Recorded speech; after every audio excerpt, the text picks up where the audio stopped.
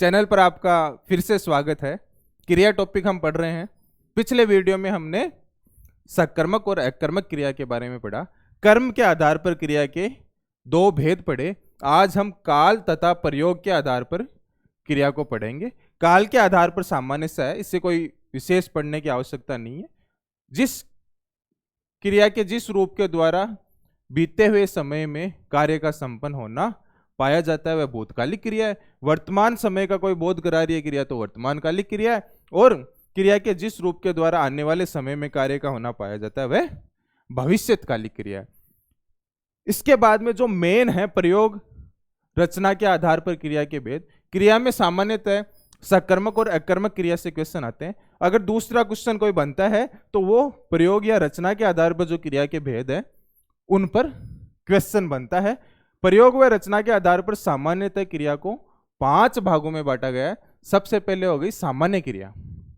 सामान्य क्रिया क्या होती है? जब किसी वाक्य में केवल एक क्रिया का प्रयोग होता है तो उसे सामान्य क्रिया कहते हैं। वह विद्यालय गया, तो यहां पर गया एक ही शब्द प्रयोग में आ रहा है, इस कारण यह सामान्य क्रिया है। एक ही क्रिया है, क्रिया एक है या दो है उसका अंदाज कैसे लगाएंगे आप? जितने शब्द क्रिया के रूप में प्रयुक्त हो रहे हैं उतनी ही क्रियाएं हैं। यहां पर गया एक ही शब्द है, यहां पे रमेश नहाया एक ही शब्द क्रिया की भूमिका निभा रहा है, इस कारण ये आपके सामान्य क्रिया है। और एक से अधिक शब्द क्रिया की भूमिका निभाते हैं वहां पे आपके संयुक्त क्रिया होती है। जैसे सुरेश गाना गा रहा है तो यहां पर गा रहा है, यहां पर ये जो 3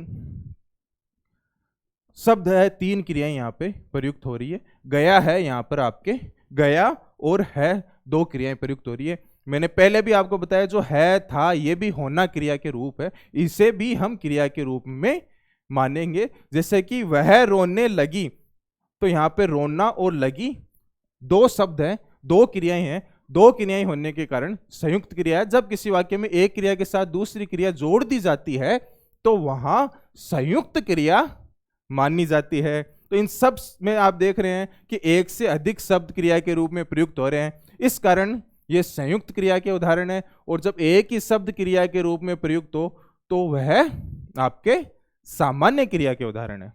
ऐसे ही हम देखते हैं नाम धातु क्रिया। जब किसी वाक्य में वास्तव में किसी क्रिया का प्रयोग नहीं होता है, जबकि किसी संज्ञा सर्वनाम अथवा विशेषण शब्दों को क्रिया की तरह काम में लिया जाता है, वहां पे आपके नाम धातु क्रिया होती है। लड़की शर्माने लगी, तो यहां पर जो आप देख रहे हैं शर्म हो गया, जुठलाने में झूठ हो गया, हत्याना में हाथ हो गया, संज्ञा काम में आ रही है, अपना सर्वनाम हो गया। जो संज्ञा और सर्वनाम और विशेषण से जो क्रियाएं बनती है, जहां पर संज्ञा सर्वनाम और विशेषण से क्रियाओं का निर्माण होता है, ये क्रिया के रूप में प्रयुक्त होते हैं, वहां पर आपके नाम धातु क्रिया मानी जाती है। लड़की शर्माने लगी, वह मुझे जुठलाने लगा, हत्याना हो गया, अपनाना हो गया, ये सभी शब्द संज्ञा सर्वनाम और विशेषण से बने हुए होते हैं, जिनमें उनमें सभी में आपके नाम धातु क्रिया होती है। तो इस तरह से सामान्य क्रिया पढ़ी, जहां पर एक ही शब्द एक ही क्रिया के रूप में प्रयोग होगा। जहां पर एक से अधिक क्रियाएं प्रयोग में हो रही है वो संयुक्त क्रिया हो गई। जहां पे कोई संज्ञा सर्वनाम और विशेषण से क्रिया का निर्माण हो रहा है, शर्म से शर्माना हो गया, झूठ से जुठलाना हो गया, हाथ से हथियाना हो गया, अपना से अपनाना हो गया, तो ये सभी आपके नाम धातु क्रिया के उदाहरण है। इसी तरह प्रेरणार्थक क्रिया।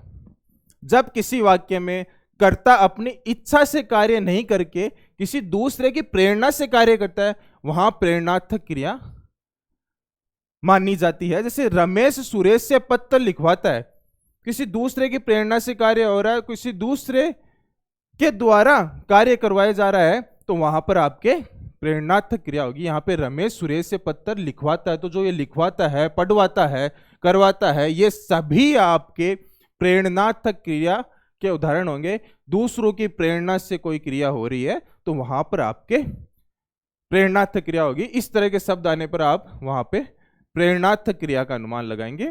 उसके बाद में लास्ट हो गई पूर्वकालिक क्रिया। जब एक कार्य होने के बाद कोई दूसरा कार्य होता है, वहां पूर्वकालिक क्रिया मानी जाती है। एक कार्य होते ही दूसरा कार्य होता है, वहां पूर्वकालिक क्रिया मानी जाती है। मोहन अभी सोकर उठा है, सोकर उठा है, वह खाना खाकर सो गया, वह पानी पीकर दौड़ने चला गया। एक कार्य होते ही दूसरा कार्य हो रहा है। जहां पर सोकर, खाकर, पीकर इस तरह से शब्दों का यह रूप क्रिया के रूप में प्रयुक्त हो रहा है, तो वहां पर आपके पूर्वकालिक क्रिया होगी। जहां एक काम होते ही दूसरा काम हो रहा है, वहां आपके पूर्वकालिक क्रिया होगी। क्रिया का एक अन्य प्रकार भी है सजातीय क्रिया। जब किसी वाक्य में कर्म और क्रिया दोनों एक ही धातु से बने हो।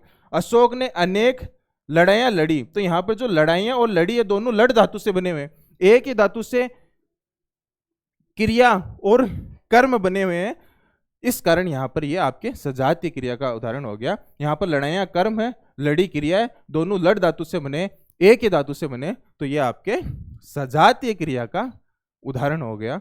इस तरह से प्रयोग अथवा रचना के आधार पर क्रिया के 5 भेद होते हैं। एक हमने सजातीय क्रिया के बारे में भी पढ़ा। इनसे भी आपके क्वेश्चन बनते हैं। कुछ क्वेश्चंस के माध्यम से समझ लेते हैं कि किस तरह से क्वेश्चन आते हैं। पहला क्वेश्चन है, निम्नलिखित में किस वाक्य में संयुक्त क्रिया नहीं है? संयुक्त क्रिया के बारे में आपने क्या पढ़ा? एक से अधिक क्रियाएं प्रयुक्त हो रही हो, एक से अधिक शब्द क्रिया के रूप में प्रयुक्त हो रहे हो। रमेश पत्र लिखने लगा। अब इसमें आपको क्या पूछा? संयुक्त क्रिया नहीं है, तो रमेश पत्र लिखने लगा। लिखना और लगा दो शब्द आ रहे हैं क्रिया के रूप में, इसमें तो है संयुक्त क्रिया। रमेश विद्यालय गया है, गया और है, मैंने आपको कहा था कि है भी एक क्रिया शब्द है। यहां पर है भी क्रिया को दर्शित कर रहा है था, ये होना क्रिया के रूप है। वह घर गया, यहां पर केवल गया एक ही क्रिया है। उसने पाठ पढ़ा था, पढ़ा और था दो क्रियाएं हो गई। तो तीसरा एकमात्र ऑप्शन है जहां पर एक ही क्रिया है, बाकी सब में एक से अधिक क्रिया होने के संयुक्त क्रिया के उदाहरण है। यह केवल एकमात्र ऑप्शन है जो संयुक्त क्रिया का उदाहरण नहीं है। उसके बाद में दूसरा क्वेश्चन देखते हैं। गोविंद ने राम को जगाया, वाक्य में कौन सी क्रिया है? गोविंद ने राम को जगाया, किसी दूसरे की प्रेरणा से काम हो रहा है। किसी दूसरे की प्रेरणा से काम होता है तो वहां पर क्या होता है? प्रेरणार्थक क्रिया होती है। ऐसे ही निम्न में से किस वाक्य में पूर्वकालिक क्रिया है? पूर्वकालिक क्रिया में क्या पढ़ा? एक काम होते ही दूसरा काम हो जाए। अब इस क्वेश्चन को ध्यान से देखो। वह पुस्तक पढ़ने के बाद सो गया। यह थोड़ा सा मैंने कठिन प्रश्न बनाया है, इसे आप ध्यान से देखिए। वह पुस्तक पढ़ने के बाद सो गया, एक काम होने के बाद दूसरा काम तो हो रहा है। वह पुस्तक पढ़ता रहा, इसमें तो हो ही नहीं रहा। वह पुस्तक पढ़कर सो गया, एक काम होने के बाद दूसरा काम हुआ। उसने पुस्तक पढ़ी और सो गया। तो इन तीनों में एक काम होने के बाद में दूसरा काम तो किया गया, लेकिन थर्ड ऑप्शन में एक काम होते ही तुरंत दूसरा काम हुआ। इस कारण पूर्वकालिक क्रिया का यहां पर अगर इस तरह का कोई प्रश्न आ जाए तो यहां पर आपके पढ़कर, खाकर, सोकर इस तरह के शब्द आने वाला ऑप्शन ही सही होगा। यहां पे कुछ अंतराल है, यहां पर एक काम होते ही दूसरा काम हो रहा है, इस कारण यहां पे थर्ड ऑप्शन आपके सही ऑप्शन होगा। इस तरह से आपने क्रिया को 2 वीडियो में पढ़ा। अब आप ज्यादा से ज्यादा क्वेश्चन सोल्व कर लीजिए।